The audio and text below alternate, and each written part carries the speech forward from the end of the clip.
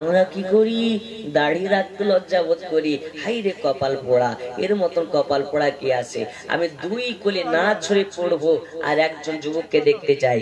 নবী পাকের মোহাব্বতে আপনারা যেমন বলেছেন টাকাও দিতে পারি, জান দিতে পারি, সব দিতে পারি, তো একজন দাড়িওয়ালা দেখতে চাই।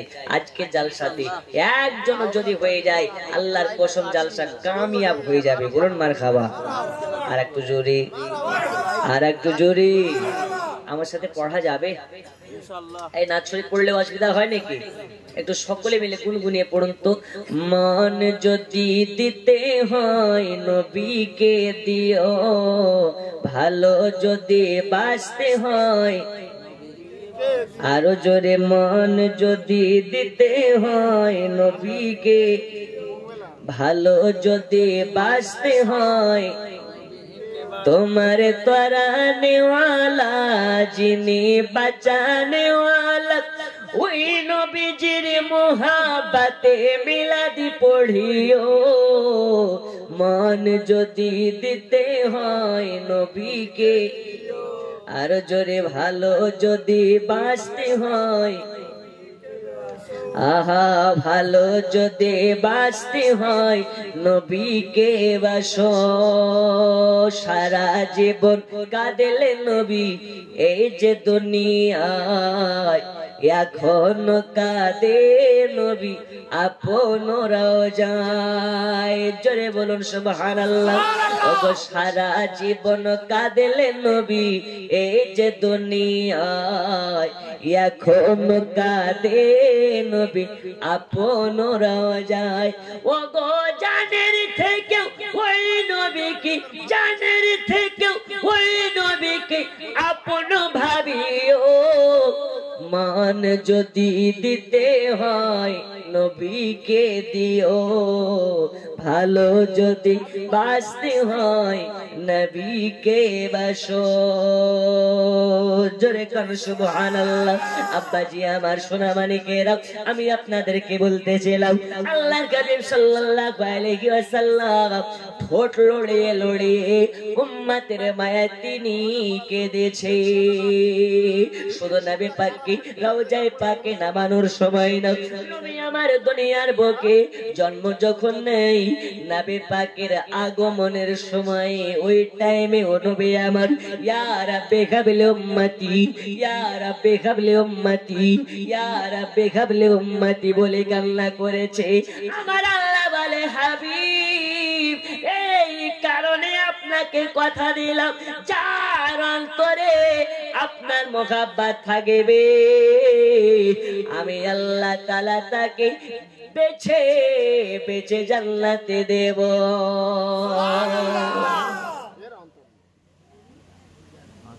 আব্বাজি আমার সোনা মানিকের, এই দেখুন 2টা বেজে গেছে, একটু চলুন আপনাকে বেলায়াতে দেখে নিয়ে যাই। আল্লাহর হাবিবের ওফাত হয়ে যাওয়ার পরে আল্লাহর হাবিব সাল্লাল্লাহু আলাইহি ওয়াসাল্লামের একজন গোলাম, যার নাম হচ্ছে হযরতে বেলাল।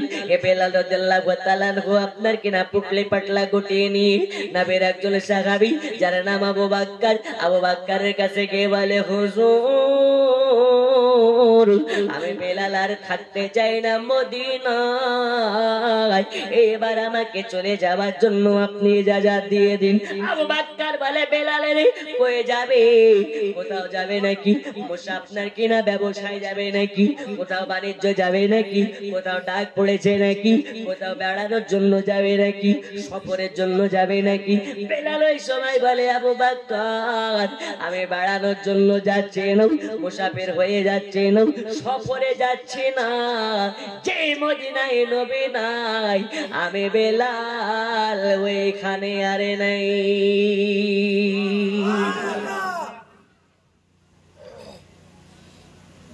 আমি বেলাল মদিনার অলি গলির দিকে তাকাতে পারি না, কারণ নবীজির সব জায়গাতে স্মৃতি আছে। মদিনার মাটিতে আমি যেখানে তাকাই ওই জায়গাতে নবী পাকের খুশবু পাওয়া যায়। কি পাওয়া যায়?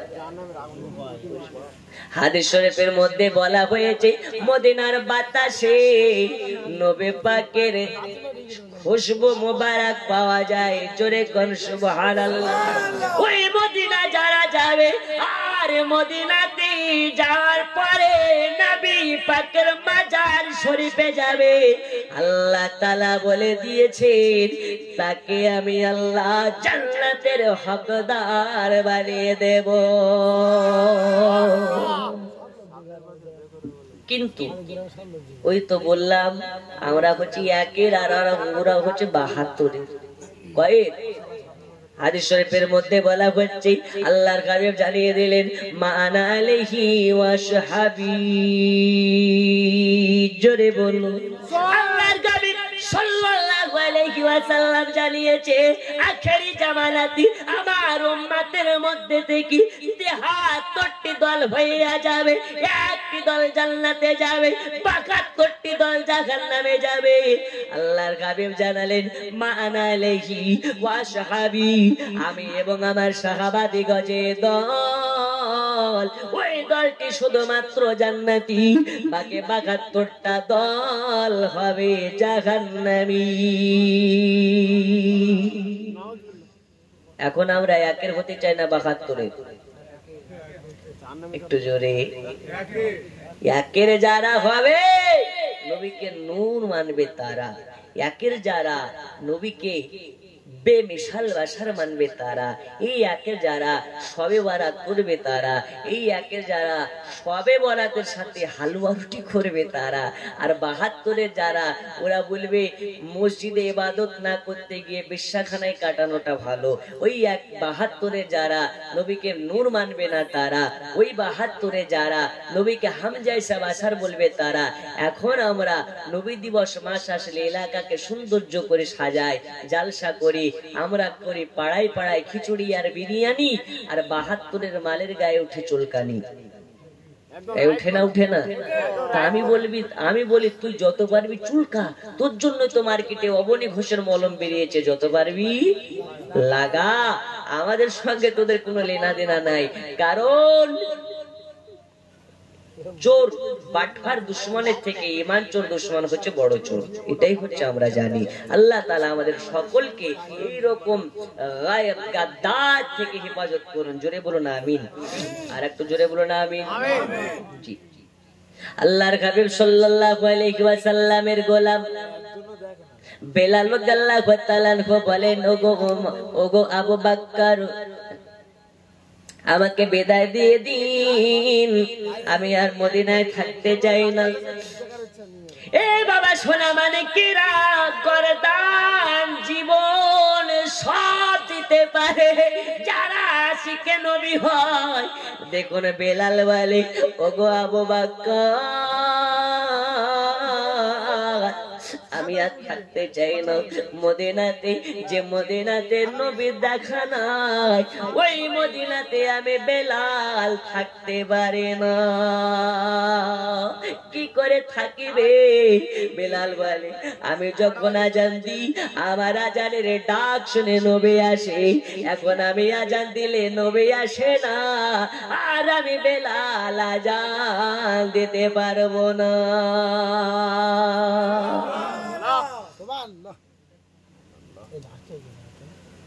আল্লাহু আকবার,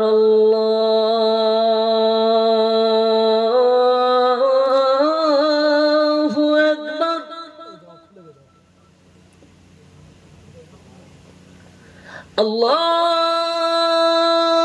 আল্লাহু আকবার,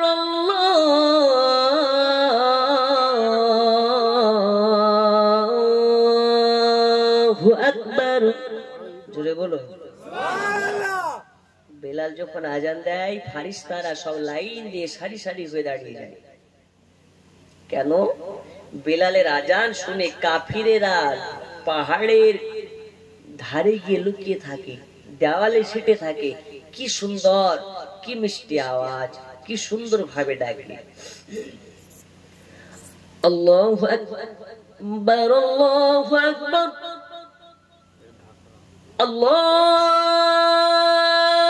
আল্লাহু আকবার, আল্লাহু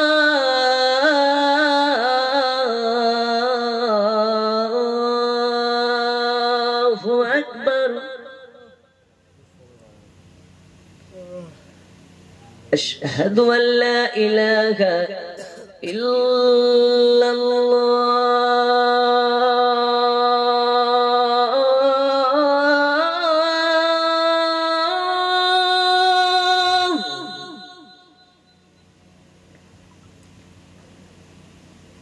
আশহাদু আল্লা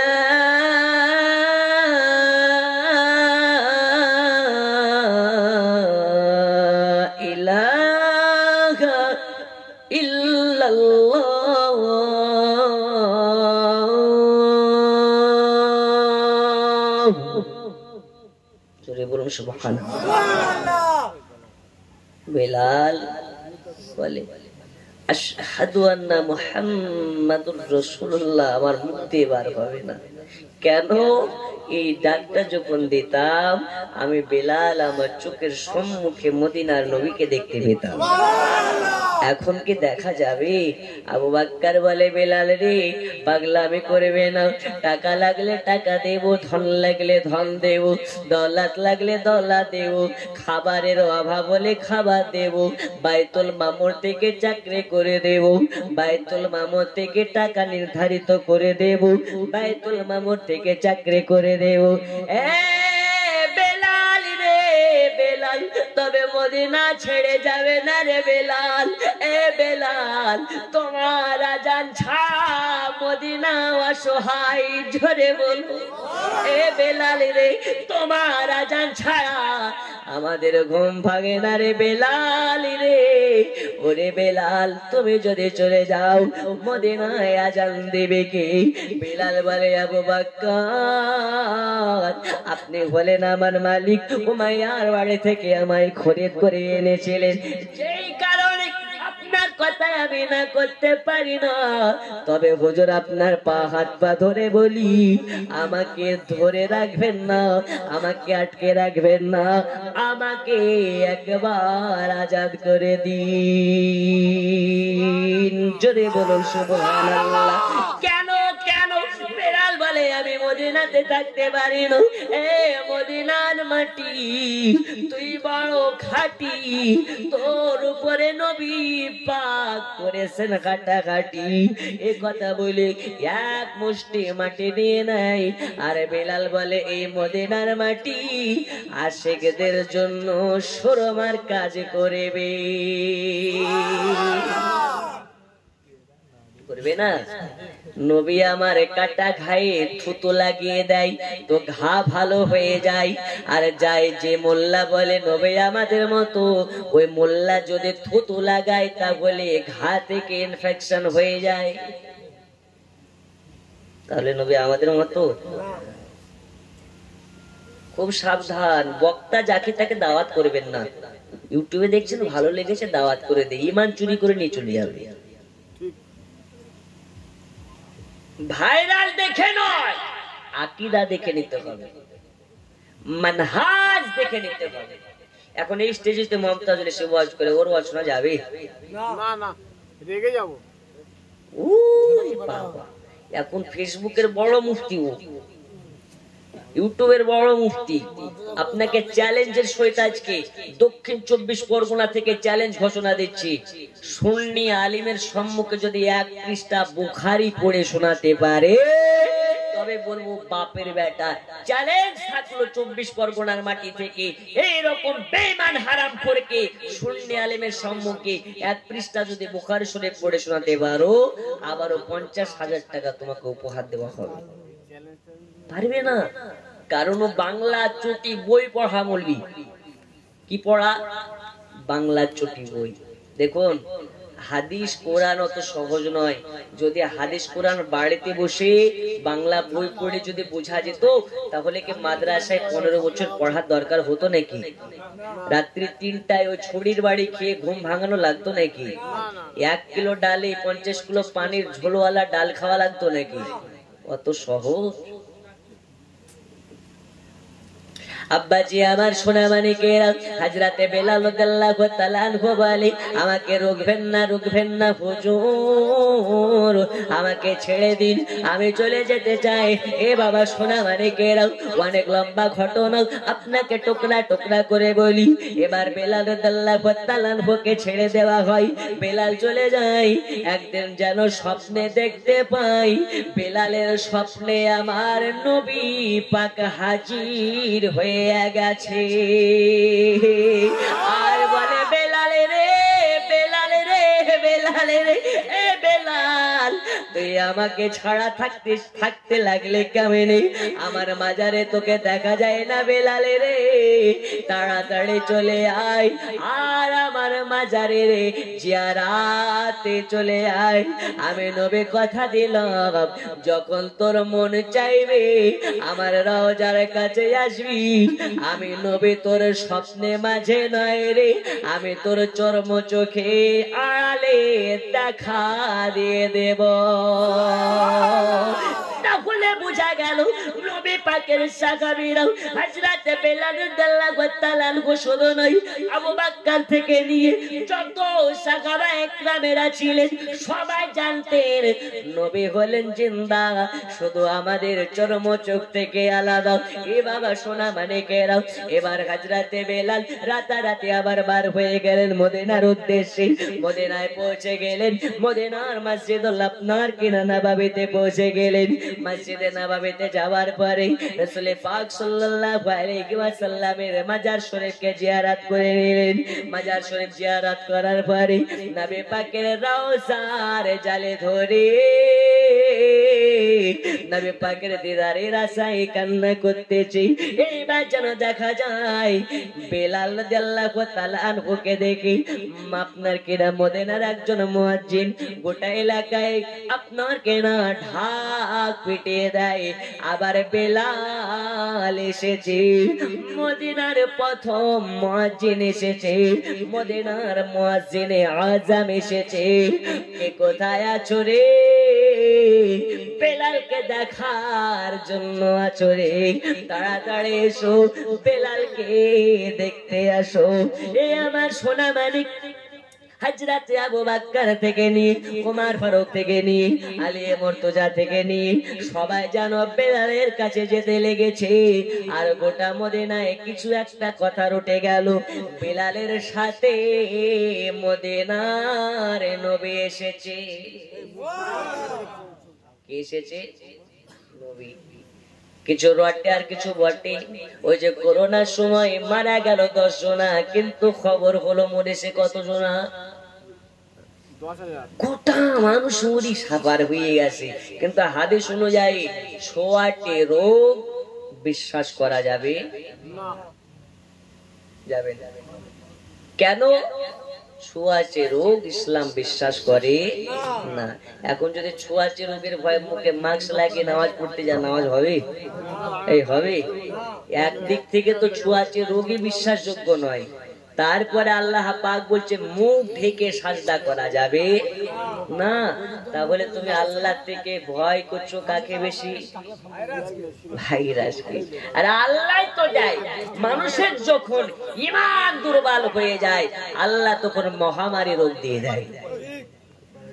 মানুষের যখন ঈমান কমজোরি হয়ে যায় আল্লাহ দুনিয়াতে জালিম বাদশার আবির্ভাব ঘটিয়ে দেয়। এখন একটু বুকে হাত দিয়ে বলুন তো, আমাদের দেশের বাচ্চা জালিম না আলিম? আর একটু জোরে। জালিম। এই জালিম বাচ্চা থেকে নিস্তার মমতা খালা করতে পারে না, একমাত্র পারে কি? আর একটু জোরে। রুজির মালিক কি? হায়াতের মালিক, সবকিছুর মালিক। আমি ওই দিন দার্জিলিং এর পাশে শিলিগুড়িতে বলেছিলাম রুজির মালিক কে? একটা যুবক উঠে বলছে হুজুর মমতা খালা। কে? মমতা খালা। তো কেন? এই তো মাসে মাসে চাল দিচ্ছে, ডাল দিচ্ছে, এর নাম কি রুজি নয়? আরে খ্যাপার দল, ভাত 2 বেলা খাইয়ে দেয় বাপ কিংবা মা, তোমাকে 2 বেলা খাওয়ায়, 3 বেলা খাওয়ায়। এর মানে এটা নয় যে বাপ মা ভাত খাওয়াচ্ছে বলে তোমাকে বড় করছে বলে রুজির মালিক তোমার বাপ মা। রুজির মাত্র রুজির মালিক একমাত্র আল্লাহ ছাড়া দুনিয়ার কেউ হতে পারে না যে ওই আল্লাহ রুজি খাচ্ছেন। তারা তারা দুই হাত তুলে বলুন আল্লাহু আকবার। আর একটু জোরে। রাত যত গভীর হয় আল্লাহ তত আশিক ও মাসুক হয়ে যায়, বলেছে না? তাই দুই হাতকে তুলে একটু করুন আওয়াজে বলুন আল্লাহ আল্লাহ। আমাদের জিন্দেগি, জোরে বলুন, আমাদের জিন্দেগি পাহাড় পাহাড় গুনাহগুলোকে আপনার হাবিবের ওসিলায় মাফ করে দিন, বলুন আমিন। আল্লাহ তাআলা বলেন সব জায়গাতে যদি আমার মুস্তাফার নাম উঠে তবে সব দোয়া গালাকে কবুল করে নিন। ওই নবীর আপনারা দিওয়ানা বসে আছেন, ওই নবীর মাস্তানা বসে আছেন। আমার কথায় কি রাগ হচ্ছে নাকি? কষ্ট হচ্ছে নাকি? আপনারা বিরক্ত হচ্ছেন নাকি? নামলে ধরবেন জি, কোনো অসুবিধা নাই। কারণ আমরা হলাম মুসলিম, শুধু মুসলিম নয়, আহলে সুন্নাত ওয়াল জামাতের হানাফি মুসলিম। কারণ এখন সবাই নিজেকে সুন্নি বলে, সবাই নিজেকে আহলে সুন্নাত ওয়াল জামাত বলে। চামহার মৌলবি সেও বলছে আমি আহলে সুন্নাত ওয়াল জামাত, খবিশ মৌলবি সেও বলছে আমরা আহলে সুন্নাত ওয়াল জামাত, হাত ঝাড়ামালেরাও বলছে আমরা আহলে সুন্নাত ওয়াল জামাত। এজন্য জুতা যেমন হয় বাটা আর লোহা হয় যেমন টাটা, ওই সময় বর্তমান অরিজিনাল মুসলমান পরিচয় দিতে গেলে আহলে সুন্নাত ওয়াল জামাত এবং হানাফি মুসলমান বলা জরুরি। বুঝা গেছে না? হানাফি সুন্নি মুসলমান বলা জরুরি। আল্লাহ তাআলা আমাদের সকলকে খায়ের করুন। আর 2-5 মিনিট আসি, আমি আগে যাব না। আল্লাহর হাবিব সাল্লাল্লাহু আলাইহি ওয়াসাল্লামের গোলাম হযরতে বেলাল মদিনাতে এসেছেন। সবাই এক জায়গায় হয়ে যায়। বেলালকে দেখার পরে বলে বেলাল নবীজি আমার কোথায়? বেলাল বলে তোমরা পাগল হয়ে গেলে নাকি? নবী তো ওফাত হয়ে গেছেন, নবী জানিয়ে দিয়েছে যার একবার ইন্তেকাল হয়ে যাবে আল্লাহ তাআলা তাকে দ্বিতীয়বার দুনিয়ায় পাঠাবে না। জোরে কোন সুবহানাল্লাহ। কিন্তু আল্লাহর একজন পয়গম্বর যার নাম হযরতে ঈসা রূহুল্লাহ, ইনাকে আল্লাহ তাআলা এমন ক্ষমতা দিয়েছিলেন হাজার হাজার বছরের পুরাতন কবরে তিনি যেতেন। যাওয়ার পরে একবার আঙুল দেখায়া মুর্দাকে ডাকতেন। তো হাজার বছর আগের মরে যাওয়া মুর্দা ঈসা রূহুল্লাহর কথায় আপনার কিনা সাড়া দিয়ে দিতেন। জোরে কোন সুবহানাল্লাহ। ঈসা রূহুল্লাহ চাইলে হাজার হাজার বছর আগের মরা লাশকে জিন্দা বানাতে পারতে।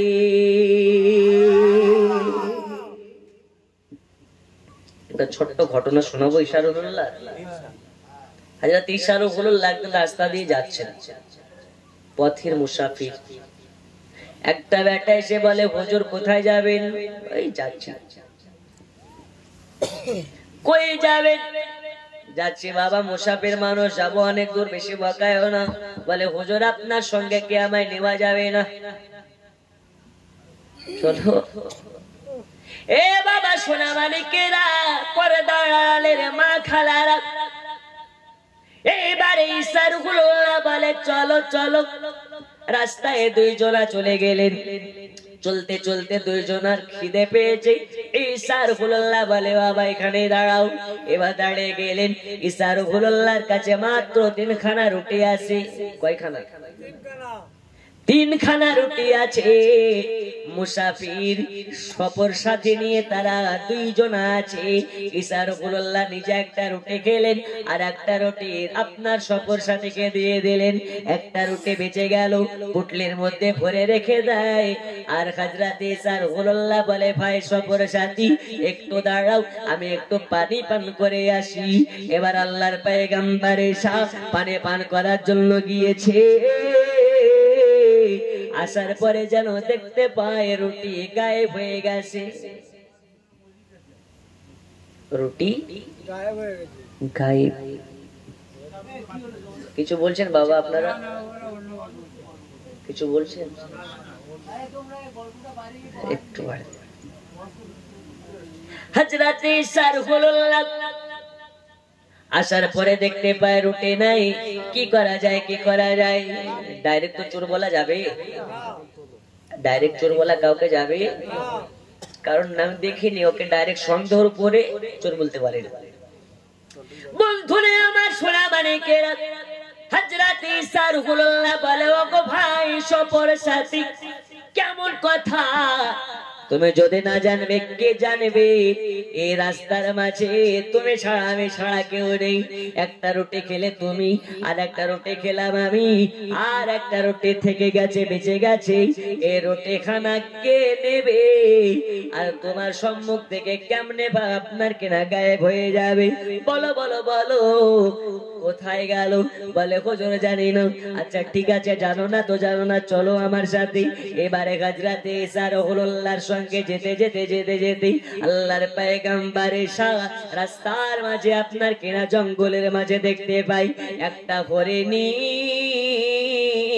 তার দুইটা বাচ্চা হরিণীকে সাথে সাথে নিয়ে যায়। আল্লাহর পয়গম্বর ঈসা রুহুল্লাহ ওই সময় ওই বনের হরিণী বাচ্চা হরিণীকে বলে, বাচ্চা হরিণী কাছে আয়। বনের হরিণী কাছে এসে গেছে, আর হরিণীকে আল্লাহর পয়গম্বর ঈসা জবাই করে কাবাব বানিয়ে পুড়িয়ে খেয়েছে। একা নয়, দুইজনা মিলে খেলেন। খাওয়ার পরে হরিণের হাড় মার যত ছিল সব জায়গাতে এক জায়গায় করলো।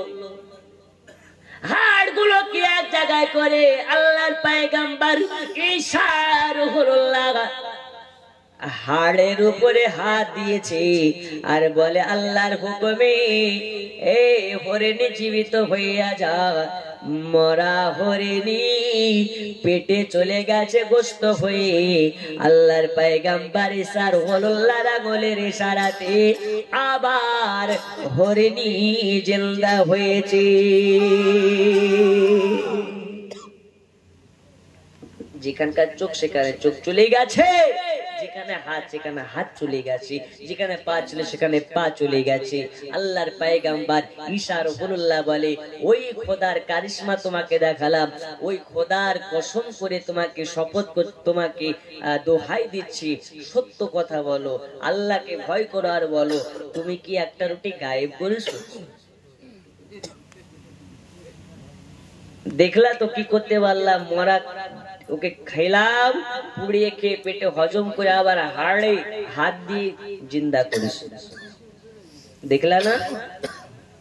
শোনো, ওই আল্লাহর দয়ায় হয়েছে, এটা আমার জন্য নয়। ওই আল্লাহর দোহাই লাগে, সত্যি বলো, রুটি কি চুরি করেছো? ঈসা রুহুল্লাহ বলে, হুজুর কি ধরনের কথা? আল্লাহর এত বড় কারিশমা দেখার পরে আপনাকে মিথ্যা বলবো নাকি? এত বড় কারিশমা দেখালেন, আপনি তো আমাকেও মেরে দিতে পারেন, আপনাকে মিথ্যা কথা বলা যায়? ও বাবা সোনা মানিকেরা, ঈসা রুহুল্লাহ মনে মনে ভাবে বেটা মারাত্মক বড় চোর, একে অন্যরকম ভাবে জব্দ করতে হবে। কি করে করা যায়? ঈসা রুহুল্লাহ এবার আপনার কি নাও, হাঁটতে হাঁটতে মাঝপথে একটা জায়গায় জানো বালি দেখা যায়, জোরে কান সুবহানাল্লাহ। ওই বালিকে এক মুষ্টি নিয়ে ঈসা রুহুল্লাহ বলে, রে বালি স্মরণ হয়ে যা, সোনা হয়ে যা।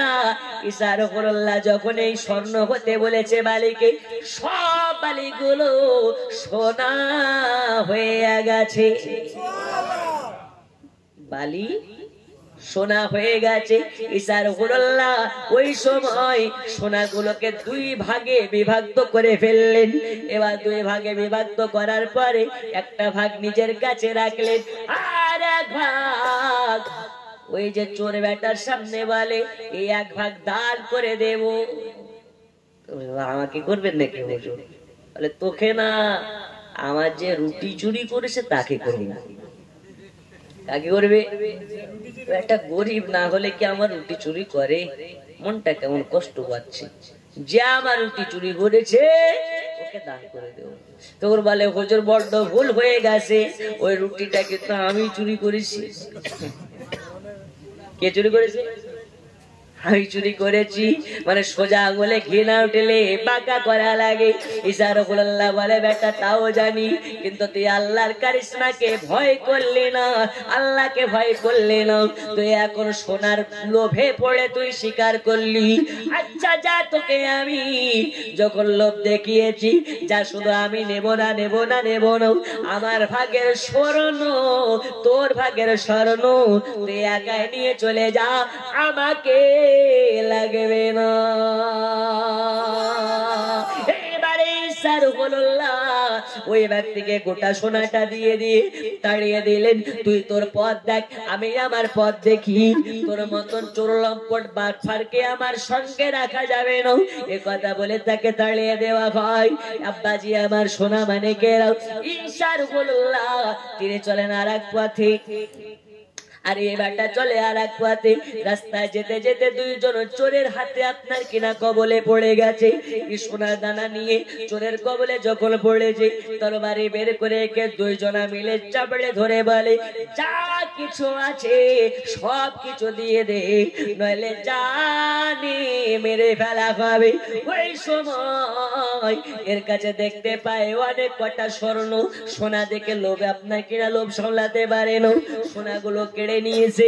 আর একজনা বলে একে জিলদা রাখা যাবে না, একে মেরে ফেলো, আর একে জিলদা মেরে এইখানে গেড়ে দাও, আর সোনা গালা নিয়ে চলো আমরা ভেগে পড়ি। লোভে পাপ, তখন এই চোর বেটা বলছে ভাই মারিস না, তোরাও চোর আমিও চোর, তোরাও চুরি করিস আমিও চুরি করি, হয়তো তোরা উন্নত লেভেলের চোর আর আমি হলাম রুটি চোর। কি চোর? চোর তো চোর, কেউ গদিতে বসে চুরি করে আর কেউ ঘরে বসে। চোর ও চোর, কেউ এসি কামরায় বসে চুরি করে, কেউ পকেট থেকে চুরি করে, কেউ ট্রেন থেকে চুরি করে, ঠিক না বেঠি? কিন্তু সবাই চোর। কিন্তু খুব দুঃখের বিষয় যে পকেট থেকে চুরি করে, মসজিদের ডাল বাক্স থেকে চুরি করে, মানুষ ওকে চোর ভাবে। আর যে কোট লাগিয়ে সাদা প্যান্ট পরে ব্ল্যাক গাড়িতে ঘুরে, ওই বেটাকে চোর বলতে কেউ পারে না। আল্লাহ বলে এই জন্যই তো জামানাতে জালিম বাচ্চা পাঠাই। এ বাবা সোনা মানিকেরা, তখন এই এক রুটি চোর বলে আচ্ছা ভাই তিনজনা ভাগাভাগি করে নি, আমাকে যদি এখন মারো তোমরা ফেসে যাবে, তার মানে অনেক ঝামেলায় পড়বে। এটা কি ভালো নয় যে সবাই মিলে ভাগ করে নি, তোমরা দুজনা নাও আমাকেও কিছুটা দাও, ভালো কথা, ঠিক আছে। ভাগাভাগি হলো, ভাগাভাগি করে এক্সাম্পল সূত্রে আপনাকে বোঝাই। এই গ্রামের নাম খেজুর পাড়া, খেজুর তলা পাড়া। এই খেজুর তলা পাড়া থেকে ওই যে আপনাকে না সোনা খালি, আচ্ছা কোনো সোনা খালি হতো নাকি আগে? হ্যাঁ, ট্রাকে করে সোনা খালি হতো। আচ্ছা যাই হোক না কেন, সোনা খালি বাজারে যার পরে ওই রুটি চোরকে বলে যা কিছু খাবার নিয়ে আয়, ক্ষুধার্ত আমরা খাবার খাবো। আর খাবার খাওয়ার পরে ভাগ বাটোরা করা লাগে। এবার আপনার কিনা রুটি চোরকে খাবার আনতে পাঠিয়েছে, মনে মনে ভাবে আর এটাই মনে মনে প্ল্যান ছক করতেছে, এখন খাবার আনতে যাচ্ছি, খাবারের সঙ্গে বিষ মিশাইয়া দেব, আর সবাইকে খাইয়ে সব বেটাকে মেরে দেব, আর আমার স্বর্ণের পুটলি নিয়ে পালিয়ে যাবো। শয়তান কোনদিন সোজা হয়? আর এরা দুজনা ভাবছে তুই বেটা রুটি নিয়ে আই, তারপর রুটি খেয়ে তোকে আগে মারবো, তারপর আমরা দুজনা ভাগাভাগি করবো। তখন এই দুইজনের মধ্যে একজন ভাবছে আমরা দুজনে মিলে একসঙ্গে আগে মারবো, তারপরে বেটা তোকে মেরে আমি একা নেবো। অপোজিট ওয়ালা ভাবছে ওটাই, যেটা ও ভাবছে ওটা ভাবছে। মানে তিনজন চোর তিনজনে ভাবছে মারবো, ও ভাবছে কে মারবো, ও ভাবছে ওকে মারবো। কথা বুঝে আসে না? এবার চোর চলে আসলো, খাবার নিয়ে আসলো, খাবার খাওয়ার আগে ওকে মেরে দেওয়া হলো। সঙ্গে সঙ্গে মারার পরে পরে আর একজনা পেছন থেকে একটা খঞ্জর বের করে অপরজনকে মারতে যাবে। আর এ মারার জন্য আগে থেকে রেডি, দুইজনে একসঙ্গে চালিয়েছে। ওর বুকে মারে, ও আর একজনের বুকে মারে। একটা জায়গাতে তিনটা লাশ পড়ে আছে। আল্লাহর পয়গম্বর সারফুল্লাহ এসে দেখতে পায় এক জায়গাতে তিনটে লাশ পড়ে আছে। এখানে বোঝা গেল মানুষ লোভ করবে না, লোভ করবে না। আল্লাহ যতটুকু দেয় ততটুকু নিয়ে সন্তুষ্ট হলে আল্লাহ সকালের ফকিরকে বিকেল বেলা বাদশা বানিয়ে দিতে পারে। পারে না? সকাল বেলায় ভিক্ষুক ফকির, সন্ধ্যা বেলায় বাদশাহ। আল্লাহ চাইলে সব পারে, তাই আল্লাহ দয়া থেকে নিরাশ কেউ হবেন না। আল্লাহর দয়া থেকে কেউ আপনার কিনা হতভঙ্গ হবেন না। আল্লাহ তাআলা যাকে যত ভালোবাসে আল্লাহ তাকে তত গরিবী হালাত দান করে। গ্রামের সব থেকে গরিব যে ব্যক্তি, নিশ্চয় আল্লাহর দয়া আছে তার উপরে বেশি। এই পাগলামি কথা নাকি হুজুর? গ্রামের সব থেকে গরিব কাঙ্গাল, ওর প্রতি আল্লাহর দয়া হতে পারে কি করে? যার যত ধন কম তাকে কৈফিয়ত দিতে হবে তত, ঠিক কিনা? যার অর্থ নাই, টাকা নাই, অহংকার নাই, পয়সা নাই, কিছু নাই, ওর হিসাবও কত নেই। আল্লাহ তাআলা জানায় যদি কেউ আমার দয়া ভিক্ষা নিতে চাও তো গরিবী হালাত নিয়ে নাও, তোমার উপরে আল্লাহ দয়া থাকবে। তবে ওই দয়া নয়, পীর সাহেবের অভাব নাই, পীর সাহেবের কোটি কোটি টাকা, BMW গাড়িতে ভরে আর শরীরে একটা 20 টাকা দামের ছিটের পাঞ্জাবি পরে আছে, এটা হচ্ছে আরো বড় চিটারি। কথা বুঝেননি? এটা হচ্ছে চিটারি, বাটপারি। এরকম বাটপারি নয়। আল্লাহর ওলিদের চেহারা দেখলে আল্লাহ আল্লাহ রাসূলের কথা মনে পড়বে। কিন্তু বাবা বর্তমান সময়ে ভণ্ড পীরের অভাব আছে। বাংলাদেশে তো পীরের অভাব নাই। গাছতলায় পীর, স্টেশনে পীর, বাস স্ট্যান্ডে পীর, সব জায়গাতে পীর। পীরের এত ভিড়, অরিজিনাল পীরকে পাওয়া বড্ড মুশকিল। আল্লাহর বলে যারা হবে এরা নিজের প্রচারে ব্যস্ত থাকবে না, আল্লাহ তাআলা তাকে দিয়ে দ্বীনের খেদমত করাবে। এ বাবা সোনা মানিকেরা, হিন্দাল ওয়ালি খ্বাজা মঈনুদ্দিন চিশতি ভারতের সরজমিনে নিজে থেকে আসেননি, আল্লাহর নবী তাকে পাঠিয়েছেন। তাই হিন্দাল ওয়ালি আতায়ে রাসূল খ্বাজা মঈনুদ্দিন এসেছেন। জোরে বল সুবহানাল্লাহ। খাজা মঈনুদ্দিনের পীরের নাম জানা আছে? জানা আছে? হযরত উসমানে হারুনি। হযরত উসমান হারুনি। এই হযরত উসমান হারুনের সাথে খ্বাজা মঈনুদ্দিন মাজারে নবী পাকের রওজাতে গিয়েছেন জিয়ারতের উদ্দেশ্যে। খুব গভীর মনোযোগ দেওয়া লাগবে। মদিনায় নবী পাকের রওজায় যখন হাজরে দিয়েছে, হাজার হাজার মানুষের সমাগম। আল্লাহর কাবে ওই সময় মাজার শরীফ থেকে ভিতর থেকে মাজারের খাদিমকে আওয়াজ মেরে বলে, খাদিম আমার মঈনুদ্দিনকে ডেকে আনো। মদিনায় যদি আমরা যাই আর মদিনায় যদি নবী আমাদেরকে দাওয়াত করে নেয়, আমাদের মতন সৌভাগ্যবান আর কি হবে? ঠিক না বেটি? এই আমার সোনা মানিকেরা, দয়াল নবী আমার খাদেমকে বলে আমার মঈনুদ্দিনকে দাওয়াত করে আনো আমার মাজার শরীফে। এবার খাজা মঈনুদ্দিন আপনার কেনা উসমানে কারণের সাথে আছে, হাজার হাজার শত শত ওই যে আপনার কেনা এক জায়গাতে মানুষ এক নামের অনেক ব্যক্তি থাকে। যাওয়ার পরে বলে কে আছো মঈনুদ্দিন, হাত তোলো হাত তোলো। হাজার হাজার মানুষ হাত তুলে একই নামের মঈনুদ্দিন। তখন আল্লাহর হাবিবের খাদেম মাজার শরীফে গিয়ে বলেন ইয়া রাসূলুল্লাহ ইয়া হাবিবাল্লাহ, এক নামের মঈনুদ্দিন অনেক কয়জন আছে, কাকে আপনি ডাকতে বলেন? আল্লাহর হাবিব বলেন যাও যাও, আমি যে মঈনুদ্দিনের কথা বলি তার বাবার নাম খাজা গিয়াসউদ্দিন, তার পীরের নাম খাজা উসমান খারুনি।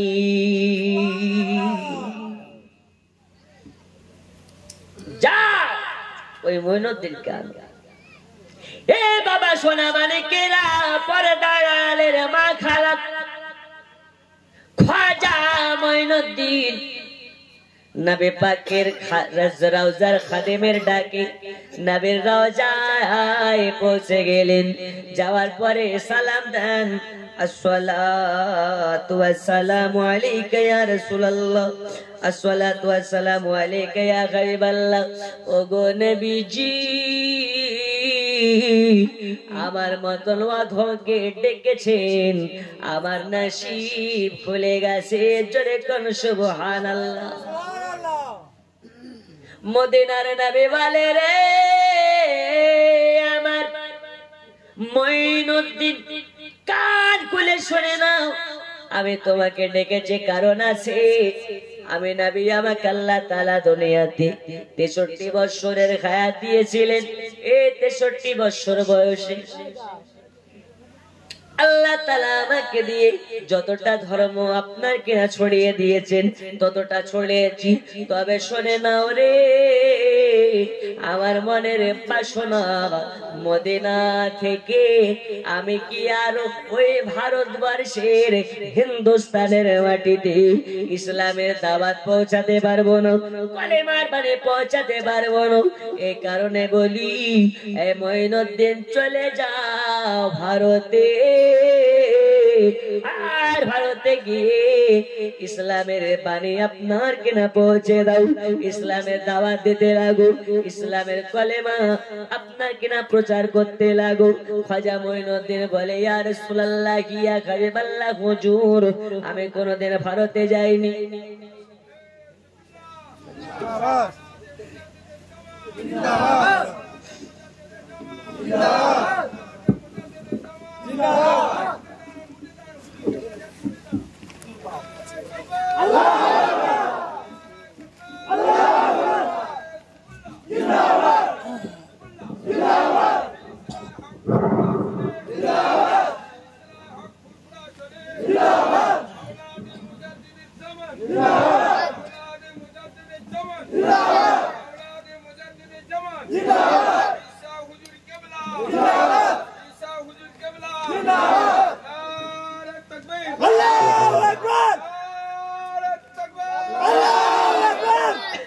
আচ্ছা বাবা, এবার আপনারা একটু গুছিয়ে গুছিয়ে চলে আসুন। আজকের স্টেজের যিনি মেহমান খুশুসি,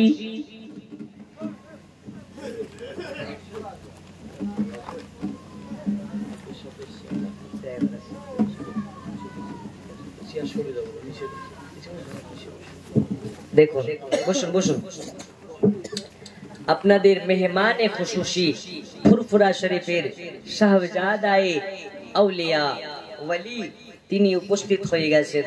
আমার আর বক্তব্য দেওয়া মোটেও ঠিক হবে না, কারণ বা আদবে বা নসিব, বে আদাবে বে নসিব।